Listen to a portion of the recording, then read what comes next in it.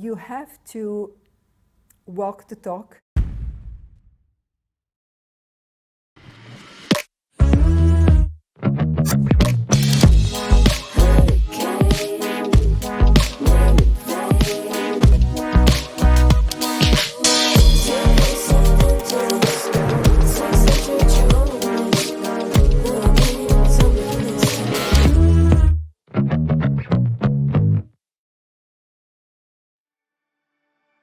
Today I've come to Paris to speak to the wonderful Mirèze Philippe.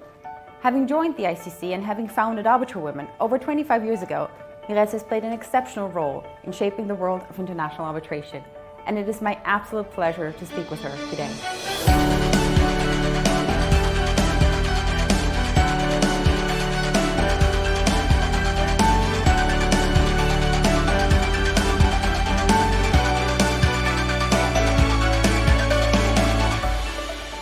Hello, it's so good to see you. It's good to see you too, and especially thank you for having flew this morning from Vienna. I was not sure if we were going to make it. This is really nice. I mean, coming just for that opportunity and to meet you is going to make my week, not only my day. That's so sweet. Before we start, let me give you a small present, a symbolic present. First, a mug that we have produced for our jubilee. 2 years ago, we celebrated our 25 years of ArbitralWomen. And so we distributed this to all the guests who were there. And we also distributed this book, which is very important. What is that book? And this book is about women pioneers in dispute resolution. Yeah. So we started that project about 5 years ago. Louise Barrington and myself, who co-founded ArbitralWomen. We were invited to speak about women pioneers, if we knew any, if we wanted to do something about letting people know about them, and we thought it was a good project. So about me, I never thought I would be a lawyer. I was a ballet dancer, and also I was having a training because my father didn't want me to dance. He wanted me to continue my training, which is normal. So he said, you can continue dancing provided you finish your training. And I was in business, so I did the business administration. I finished, I started working a little bit in business. And it wasn't really my field of interest either. What I wanted to do is dancing. Then unfortunately, the war broke in Lebanon because I'm double national, Lebanese and French. And I had to leave. So I left, came to Paris and thought I would dance. But it was so hard to find a place. I started working, and then there was a temporary job at the ICC. I took that temporary job for 2 weeks, and the Secretary General at that time, who was a woman, the first woman at the Secretariat of the Court, she said, I'm offering you a job. And I said, I'm sorry, Mrs. de Hancock, I have other plans in life. It's very nice, thank you. And she told me, you will come back to see me. No. She was right. I had to come back to see her a month later because my plans in dancing, because I had participated to some competitions and I hoped I would be selected, I was not selected. So maybe that was the reason for which I had to find other things. And there was already something that could take place in my life. I accepted it, but I thought it would be only a year or two, then I will move on. But the ICC kept me interested in, in what I was doing, and I had started already. I mean, with the business, we have a training in law, but it's not the full training of a lawyer. So I started studying, and I became a French lawyer. Yeah.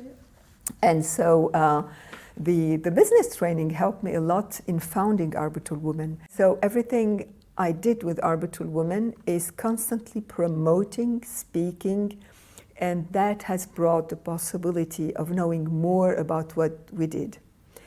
Now, that being said, it has been extremely difficult, extremely difficult. So today, it is famous. Today, our peers recognize us. Today, it is so reputed that we are victims of our success. In what way are you victims of your success? Because we have so many requests today. Everyone wants to organize events with us. Everyone wants to organize webinars with us. Everyone would like to partner with us and to undertake a lot of projects. But it's difficult because if you take everything without delivering properly, you fail. You have to walk the talk.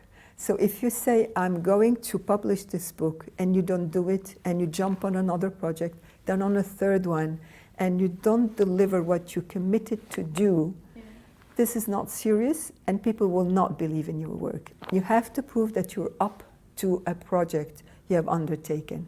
Therefore, sometimes I have to calm my colleagues on the board and in the membership to say, yes, we can do it, but we have 20 projects on the table. If we don't deliver these, there's no use for going to yet another one. Right. Let's please finish these, and then we can move on. Or if we have, and that comes very often, we have many members coming up with ideas. One of them who served on the board during 2-3 mandates, she came up with the project of cooperating with Kluwer Arbitration blog and with having the role of observer at Ancitral. So I thought, Iliana, her name is Iliana Smerianu, this is all very good, but we don't have the time to do it. And she kept telling me about her project, bringing back the ideas, and I said, okay, Iliana, this looks workable, it's great. If you take it, I will support you, and we will support you. If you want really to work on it, you are responsible for it. Are you okay? And she said, fine, and it worked. And with Kluwer Arbitration blog, we also, it's easier for us and for our members to publish, because they are also victims of themselves. You may want to also perhaps, I don't know if you met already Karina Baltag, she's amazing. I spoke with Karina just 2 weeks ago, and she's going to be one of my first interviews. That is great. And she used to be at my firm at Schönherr, and so oh, she yes, was... that's right, I forgot. Yeah. She's done so many things. She's young, and she has done so many things. She's amazing. Women are amazing. There are many of them who are amazing. I can give you an entire list. Well, you're giving me a book. That's right, but there are even more.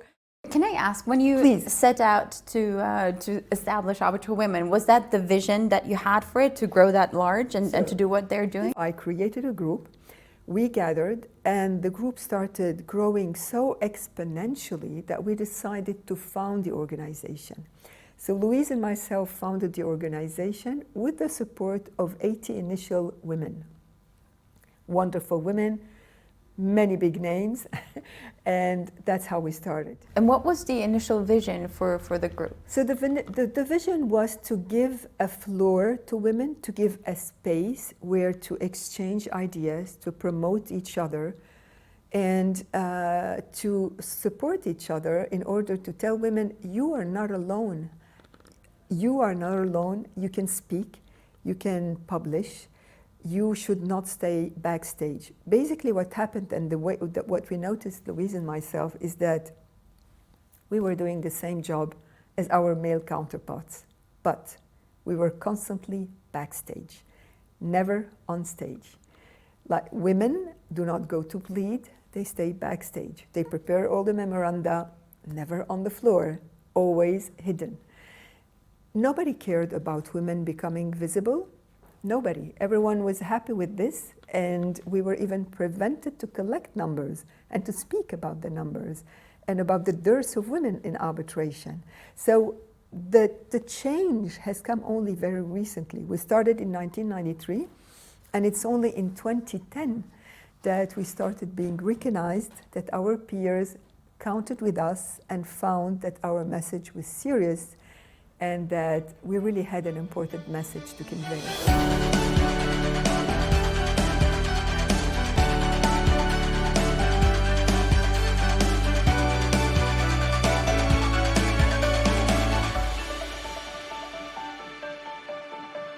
One advice that I can give, and that I give to all students and mentees, I mentor a lot, whether with the trainees at the ICC or otherwise, is don't think that you are going to be able to build a career in arbitration.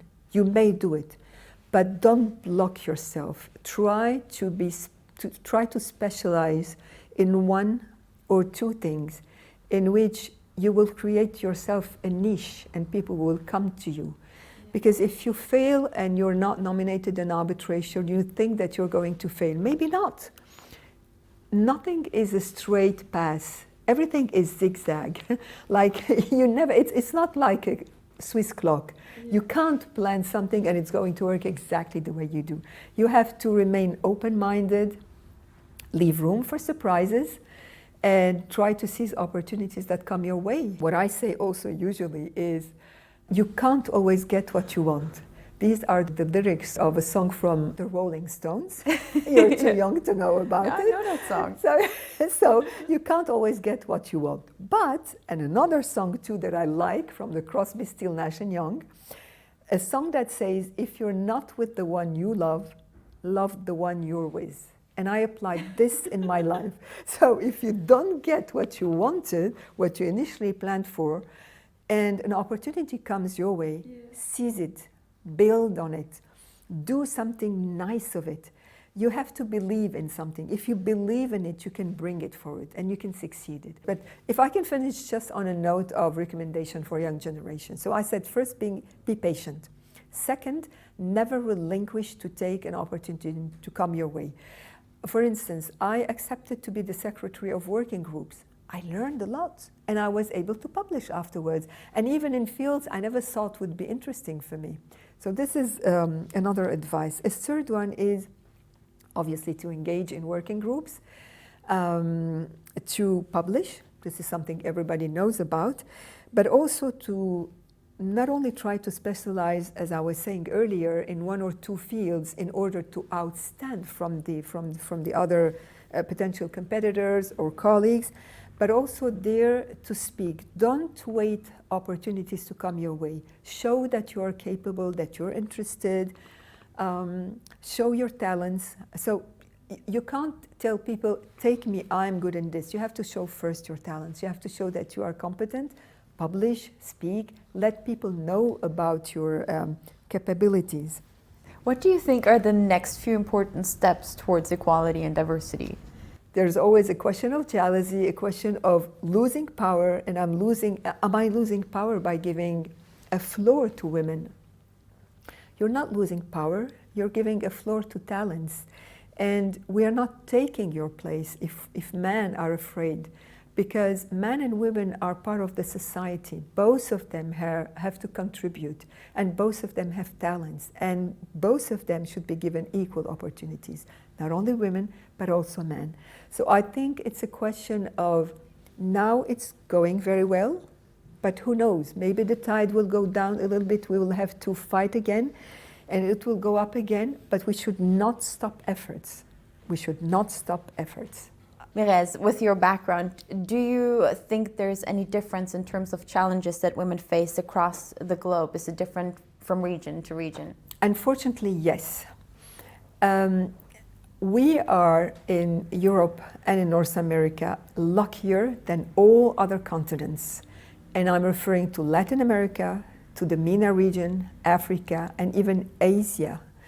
I was surprised to discover, for instance, in Japan, that women are not considered. They are not given a role, they are not given recognition, as opposed to China and Indonesia, where women have a role to play and they are considered, they are respected, so they can develop their career. So there is much to be done. It has to do with culture, obviously. It's going to take much longer than in Europe and in North America. But I think that if all women active in diversity around the world, whether we're with organizations or individually mentoring young women and supporting students for the mood and doing all those sorts of things, put women on the forefront and they can give them the floor, so they will no longer remain backstage. Every effort counts, every step counts. Nothing is useless. Everything is important. Now, in such a competitive field, is there any room for a work-life balance? There must be an understanding first in the family. I think that no one succeeds without the family support. This is really the very first support. Yes, there is room for the future. Yes, there is I think we can have a work balance. Another positive point that the COVID and the confinement has brought is to show everybody that we can work remotely. So this is going hopefully to help women to continue working remotely while building their career. So women can continue have their children, work from home, continue their career, and hopefully not suffer from the return, because what happens is that when they are on maternity leave and they return, they lose a lot. Like their colleagues are promoted, they are not. I was told one day by an arbitral woman that she had prepared the file for her hearings, the pleading, she's prepared everything, and she said, I'm delivering my baby and the next day I'll be here. I'm going to do the pleading. They did not let her do it. They took the file away from her. She came back and she said, I told you I'll be here in 2 days. What happened? Oh no, we thought that with your baby you wouldn't like to travel. I told you I would. So you see, this is unfair. It is unfair to consider that men are more able than women. Both are able. Another anecdote of a friend of mine, also who was on the board. I will have to stop after this one. She had an opponent who told her, who kept saying, this young lady, during the pleading before the tribunal. So at one point she said, I'm not going to raise that issue because I'm going to be considered to be offended and probably more criticized. So she stopped at one point and said to the tribunal, Mr. Chairman, would you mind asking the gentleman how old he is? And he said his age. And she turned to him and said, we are of exactly the same age, and turned to the tribunal and continued her pleading. And he stopped saying, this young lady. So we can address matters and offending matters without being aggressive. I think this is important. So I think the more we speak, the more we support each other, the more women will feel confident. And I really hope that. Thank you. Thank you so much for having invited me. It was really a treat. I appreciated it. And I think that what's most important is really to encourage people and to give inspiration. You can make it. Well, you are very encouraging. Thank you. Thank you so much.